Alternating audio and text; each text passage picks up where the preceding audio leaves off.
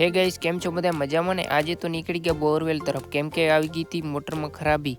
પછી તો શું અહીંયાથી નીકળી ગયા હાઈવે ઉપર ને આવી ગઈ મોટી નદી, સોરી ખાડો. અને થોડીક આગળ જતા જ આવી ગયો કાચો રસ્તો ને અહીંયાથી આપણું ટ્રેક્ટર વરી ગયું.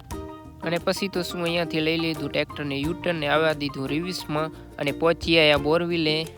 અને પહોંચીને સૌથી પહેલાં તો બોરવેલમાં બત્તીથી મોટરને ચેક કરી અને પછી હું ચડી ગયો માથે અને માથેનો નજારો કંઈક આવો હતો. પછી તો શું ટ્રેક્ટરથી ખેંચવાની કોશિશ કરી પણ ટ્રેક્ટર સ્લીપ ખાઈ જતું હતું. પછી તો ઘણી બધી કોશિશ કરી, પથ્થર રાખ્યા તોય પછી નથી નીકળતી મોટર.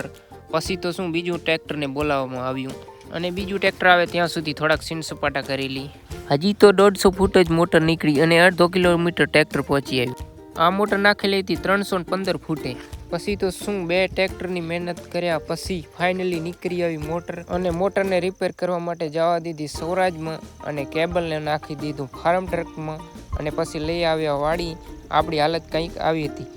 પછી તો શું આપણે થઈ ગયા 9 ફ્રેશ. અહીંયા કરી આપણો વ્લોગ પૂરો. Bye bye.